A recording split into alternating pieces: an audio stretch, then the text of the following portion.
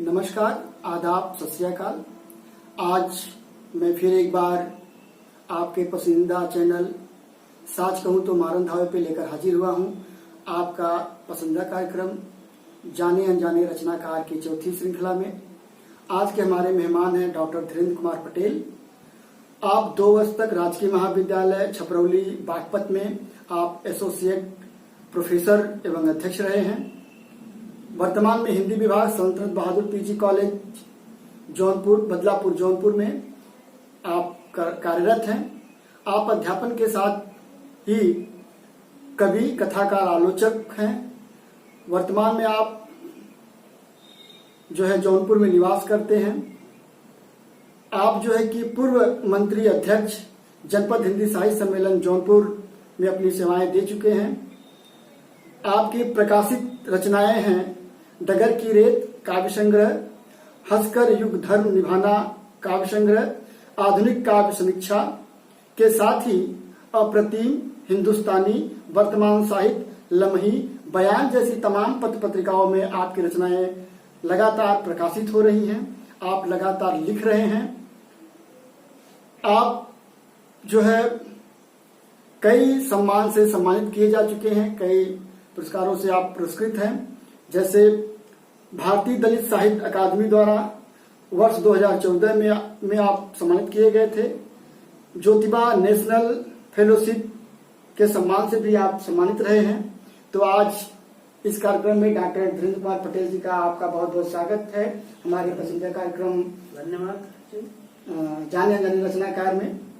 तो मैं चाहूंगा कि आप हमारे दर्शकों को कुछ सवाल जवाब हम आपसे करें साहित्य की दुनिया में, राजनीतिक दुनिया में और तमाम जो वर्तमान परिस्थितियों में जो चीजें घट रही हैं उससे हम आपसे रूबरू हों। आपके प्रश्न, आपके सवाल, आपका जवाब जानें।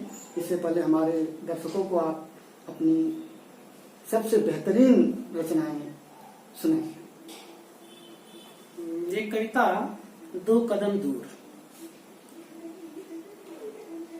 यह कविता आज के समय पर है कि कैसे आदमी 2 कदम दूर होता जा रहा है। 2 कदम दूर किसी औरत की चीख उठती है। 2 कदम दूर किसी औरत की चीख उठती है। हो जाता है कोई हादसा, हो जाता है कोई हादसा। दूर कदम दूर खड़ा कोई देता है अपनी मुफलिसी का वास्ता।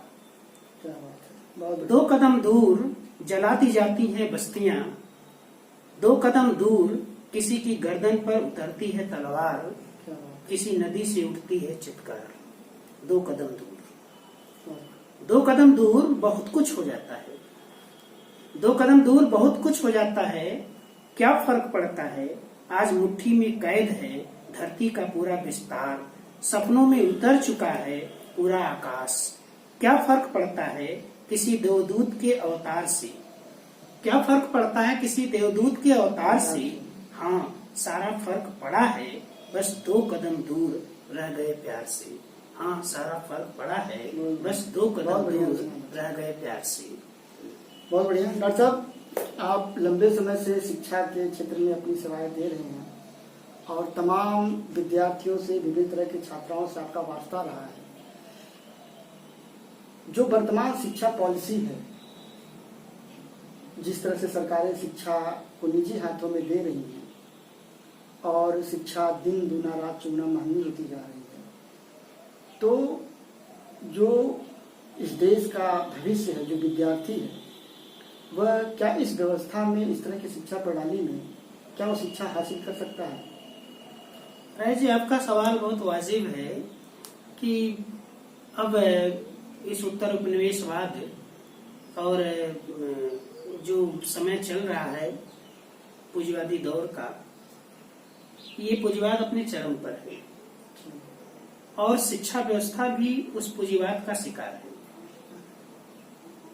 एक बड़ी चीज है कि टी.एस. इलियट की कविता में उसने कहा था कि हम ज्ञान को सूचना में खो आए हैं। तो आज हमारी शिक्षा का उद्देश्य ज्ञान नहीं रह गया है, संवेदना नहीं रह गई। उसका उद्देश्य रह गया है सूचनाएं, कि हमारे पास कितने ज्यादा से ज्यादा सूचनाएं हैं। और इसीलिए जब पूंजीवादी लोग शिक्षा व्यवस्था में शिक्षा पद्धति का निर्णय वो कर रहे हैं, क्या व्यवस्था हो वो बना रहे हैं उस व्यवस्था को, तो वे जाहिर है कि वे सिर्फ उतना ही ज्ञान चाहते हैं लोगों से कि जो उनके प्रोडक्शन में सहयोग कर जो सके, उनके इमारत को खड़ा रख सके, मतलब उनकी व्यवस्था को आगे बढ़ा सके, उनको और भी ज्यादा पूंजी दिला सके, जो है वो ऐसी शिक्षा चाहते हैं। जो है कि ऐसी स्थिति में जो है कि रोजगार परक शिक्षा की धूम मची हुई है। जो है हम ये समझते हैं कि हमारे पास रोजगार है तो हम समाज में ठीक है। हम समाज में ऐसे लोग, जो बहुत सारे लोग जिनके पास रोजगार नहीं है लेकिन उनके पास ज्ञान है, वो समाज को बिना पैसे के भी एक समाजवादी रूप देकर जो है, जहां कम पैसे में भी हम समाज में पारस्परिकता, प्रेम, सौहार्द से बढ़ाकर इन चीजों को बढ़ाने से बहुत सारी बीमारियां भी हमारे समाज से दूर हो सकती हैं जो है, और उनका हम उपयोग कर सकते हैं। लेकिन हम उस तरह की चीजों को विकसित नहीं कर रहे, न हमारी शिक्षा व्यवस्था ऐसी चीजों को आगे बढ़ाने के लिए जोर दे रही है। डॉक्टर साहब, आप अगला सवाल आपसे करें, मैं चाहूंगा कि आप एक और कविता हमारे दर्शकों को सुनाएं। एक ये कविता मेरी जो है वह लड़की टाइटल इसका शीर्षक वह लड़की है।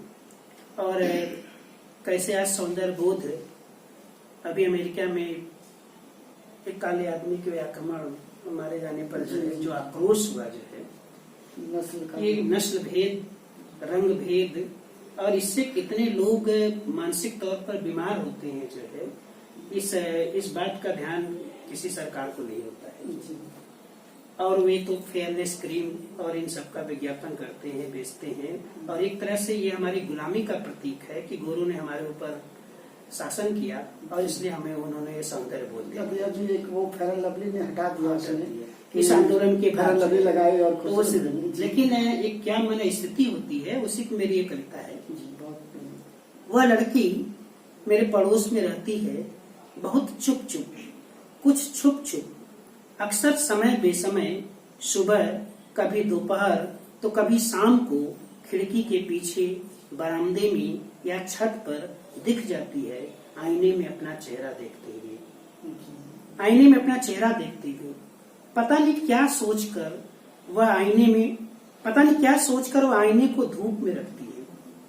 तो कभी अपने चेहरे को, फिर कभी आईना पोंछती है अपने दुपट्टे से, तो कभी चेहरे पर फिराती है अपनी हथेली, बहुत देर तक जैसे सहला रही हो किसी देसी खरगोश के बच्चे को। जैसे सहला रही हो किसी देसी खरगोश के बच्चे को। पता नहीं आईने और उसके चेहरे के बीच वह कौन सी छाया है, पता नहीं आईने और उसके चेहरे के बीच वह कौन सी छाया है जिसे वह रोज मिटाना चाहती है, लेकिन शायद वह मिटती नहीं है। वह लड़की न तो आत्म मुक्त लगती है, न वह बावली है। हाँ, जरूर वह आसपास की अन्य लड़कियों से थोड़ी सी सांवली है। बहुत बढ़िया रचना आपकी है डॉक्टर साहब। आपसे एक और सवाल मैं चाहूंगा कि आप उसका जवाब हमारे दर्शकों को दें। जरूर डॉक्टर साहब, एक सवाल बहुत बुनियादी सवाल है और कभी कभी मैं भी उस सवाल को लेकर बहुत बेचैन होता हूँ। पूरे दुनिया में छात्राओं का जो संघर्ष है, जो आंदोलन है, शिक्षा को मुक्त करने को लेके चल रहा है और उस पर सरकारी दमन भी बहुत तेजी के साथ है। ऐसे दौर में जो आंदोलन है, जो छात्रों के आंदोलन है, उसको आप किस रूप में देख रहे हैं? क्या वो आने वाली शिक्षा के हालातों को बदल पाएगा? क्या वो शिक्षा की जो छात्रों की जो मांगे हैं कि हर दुनिया के हर बच्चे को, हर विद्यार्थी को फ्री एजुकेशन मिलना चाहिए, जो एक समाजवाद की एक अपनी अवधारणा भी थी, क्या आपको लगता है कि उस तरह की शिक्षा कभी भविष्य में या इस आंदोलनों से विकसित हो पाएगी या उस आंदोलनों से मुक्त होकर किस तरह की शिक्षा व्यवस्था आ पाएगी? क्योंकि आप शिक्षा से जुड़े हुए हैं, इसलिए आपका सवाल जो है बहुत जायज है कि शिक्षा, दरअसल आज हमारे यहाँ शिक्षा हाशिए पर है। सरकारों ने शिक्षा को हाशिए पर डाल दिया है। और इसका बड़ा उदाहरण है कि शिक्षा का जिस तरह से निजीकरण किया जा रहा है, ये बताता है कि सरकार इसको लेकर बहुत गंभीर नहीं है। शिक्षा का राष्ट्रीयकरण होना चाहिए था और नहीं हुआ। इसका मतलब जब हमारा देश आजाद हुआ था तो हमारे देश में इतनी गरीबी थी, शिक्षा की जरूरत थी, तब स्वयंसेवी संस्थाओं ने या क्षेत्र के लोगों ने अपने स्रोतों से जो है विद्यालय खड़े किए और उन लोगों ने देश को संभाला शिक्षा के रूप में और बड़े बड़े शिक्षाविद, हमारा देश बहुत तेजी से शिक्षा में प्रगति किया जो है। लेकिन उदारीकरण के बाद शिक्षा का जिस तरह से निजीकरण किया जा रहा है, ये चीज बताती है कि कहीं न कहीं जो है सरकारों की मंशा बहुत साफ नहीं है कि पिछड़े इलाकों से अति गरीब बच्चे वे जो है शिक्षा प्राप्त कर सके जो है। और अभी लगातार जो हमारी ऐसी संस्थाएं जो दुनिया में अपना स्थान रखती हैं जो है और वहाँ से गरीब बच्चे और मेधावी बच्चे जो है पढ़कर जो है बाहर निकलते हैं जो है, उन संस्थाओं पर जिस तरह से जो है कि निजी क्षेत्रों के हमले किए गए जो है, वह बताता है कि हम अब जो रोजगार की दिशा तय कर रहे हैं शिक्षा को लेकर जो है कि इस तरह की शिक्षा हो जो है, वह कहीं न कहीं हमको बहुत पीछे ले जाने वाली है। और कुछ दिन में धूमिल की पंक्तियां हैं कि एक ऐसी मजबूरी है कि हर आदमी नेता है अथवा व्यापारी है। तो हमारे पास नेता और व्यापारी रह जाएंगे। नेताओं के ही संस्थान ज्यादा हैं, या तो पूंजीपतियों के या तो शिक्षा संस्थान जो नेताओं के हैं। तो हर आदमी अपने रहन सहन, बातचीत, आचार व्यवहार से नेता और व्यापारी हो जाएगा, वो आदमी बचेगा ही नहीं। और जबकि शिक्षा का मूल उद्देश्य था कि हम आदमी को बचाएं, आदमियत को बचाएं जो है। और जो शिक्षा आदमी को केंद्र में नहीं रखती है, वो शिक्षा जो है एक दिन जो है नष्ट हो जाती है। बिल्कुल सही डॉक्टर साहब, आपने जो हालात है देश में शिक्षा का उस पर आपने प्रकाश डाला है। तो मैं चाहूंगा कि एक बार फिर आप अपनी रचना दर्शकों को सुनाएं। ये कविता मेरी छोटी सी धूप। छोटी सी धूप। मेरे घर के छोटे से आंगन में, मेरे घर के छोटे से आंगन में आती है छोटी सी धूप, आती है छोटी सी धूप, आती है नीम की छांव लेकर छोटी छोटी चिड़िया। मेरी नन्ही बिटिया का परिचय एक बड़ी दुनिया से कराने के लिए, मेरी नन्ही बिटिया का परिचय एक बड़ी दुनिया से कराने के लिए उसकी नन्ही नन्ही आंखों को आकाश तक पहुंचाती है। मेरे घर के छोटे से आंगन में आती है छोटी सी धूप। नन्ही बिटिया की आंखें रात में ढूंढती हैं उन चिड़ियों को जो तारे बनकर आकाश में टिमटिमाती हैं, जो तारे बनकर आकाश में टिमटिमाती हैं। तब छोटी सी धूप उसकी आंखों में उतर आती है, तब छोटी सी धूप उसकी आंखों में उतर आती है। वह छोटी छोटी ध्वनियां बनाकर चिड़ियों की भाषा में गाती है, चिड़ियों की भाषा में गाती है। आकाश में चमकते तारों को बुलाती है, आकाश में चमकते तारों को बुलाती है।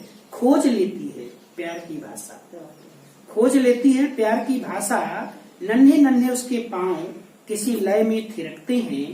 पंख बनाने की कोशिश में वह गिरती है लेकिन फिर उठती है, वह गिरती है लेकिन फिर उठती है, पकड़ने के लिए अपनी आंखों में चमकती हुई वह छोटी सी धूप, अपनी आंखों में चमकने के लिए छोटी सी धूप। डॉक्टर साहब, आपने बहुत खूबसूरत और बहुत ही वास्तविक कविता सुनाई है।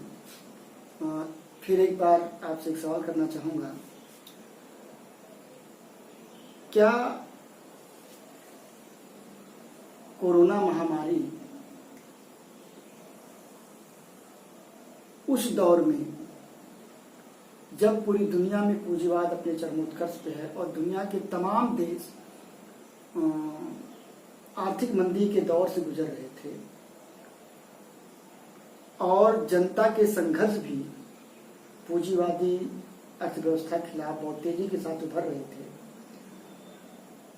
और भारत में भी तमाम आंदोलन जैसे एनआरसी, कैट, सीएबी और जेएनयू का जैसे बड़ा आंदोलन, हैदराबाद का आंदोलन, विद्यार्थियों का, किसानों का तमाम आंदोलन जो निजीकरण के खिलाफ चल रहे थे, कहीं उस जन आंदोलनों को, जन संघर्षों को दबाने के लिए दुनिया भर की सरकारें उसका इस्तेमाल तो नहीं कर रही हैं। कहीं ये कोरोना महामारी मानव जनित बीमारी तो नहीं है?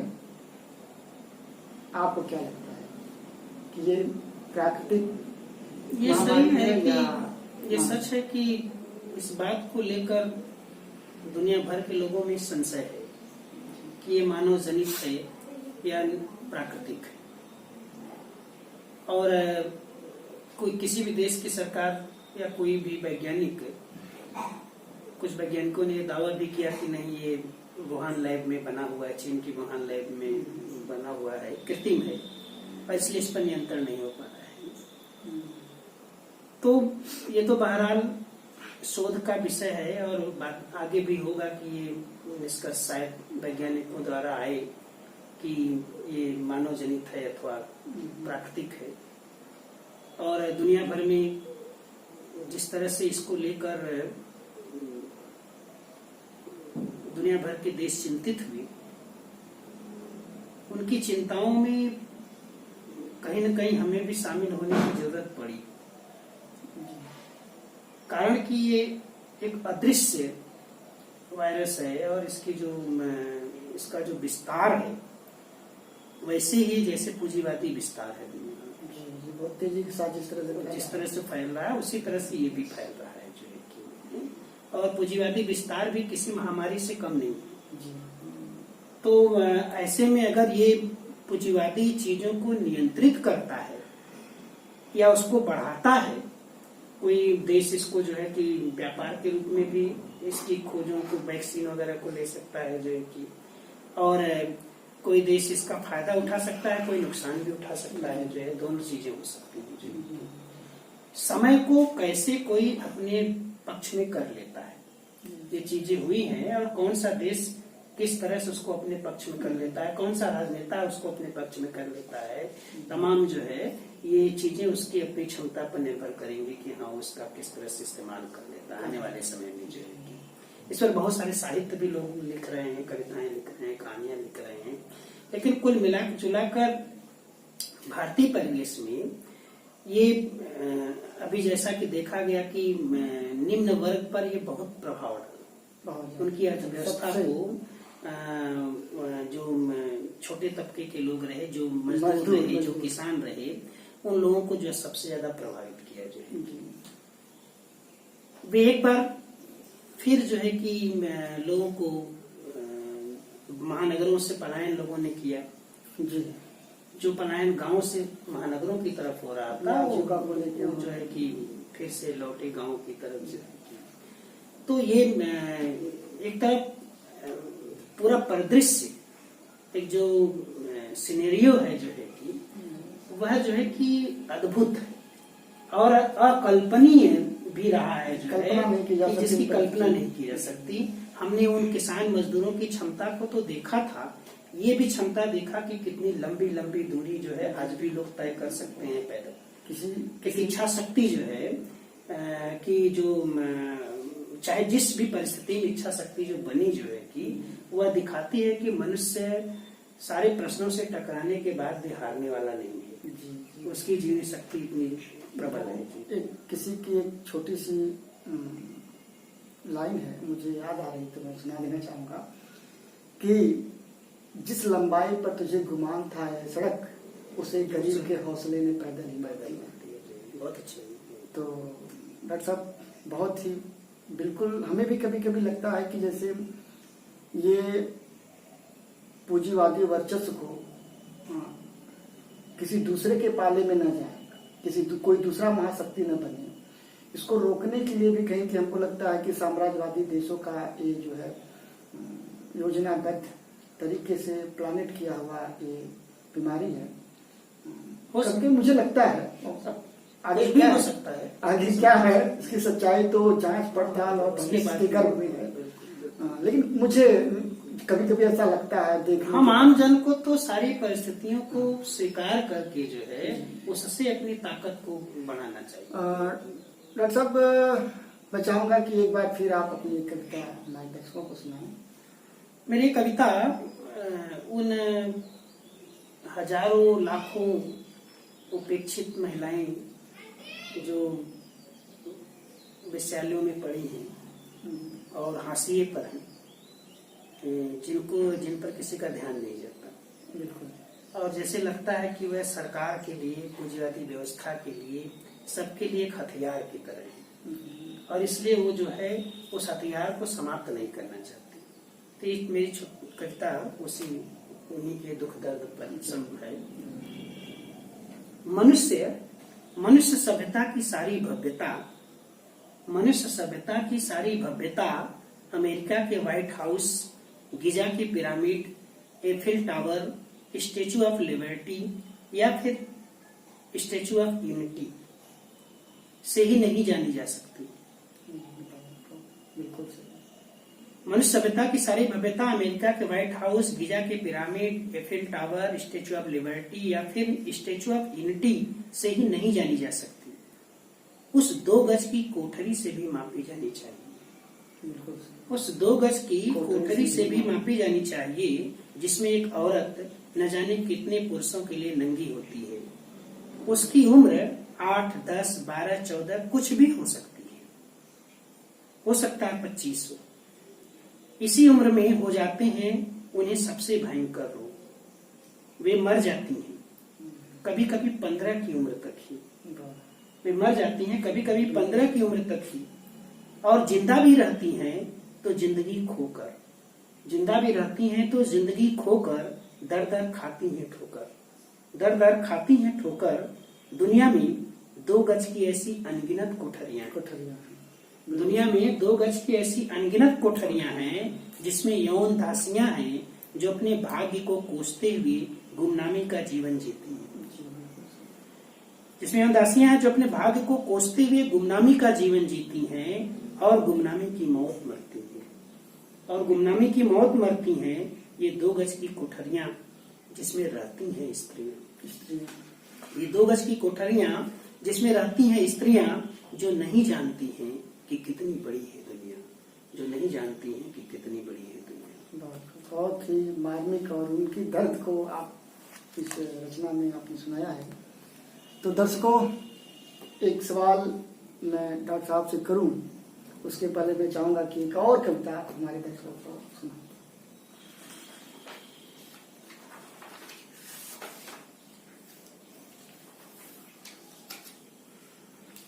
एक कविता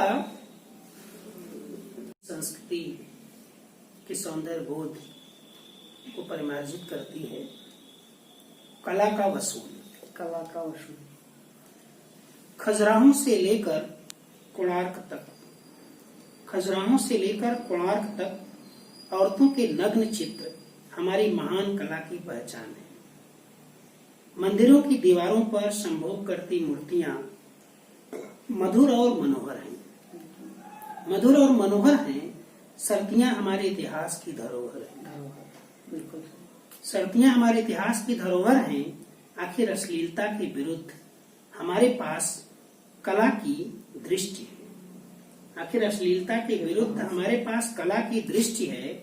हम समझा लेते हैं लोगों को कि हमारे देश में कला कला के लिए नहीं है, हमारे देश में कला कला के लिए नहीं है बल्कि ज्ञान के लिए है।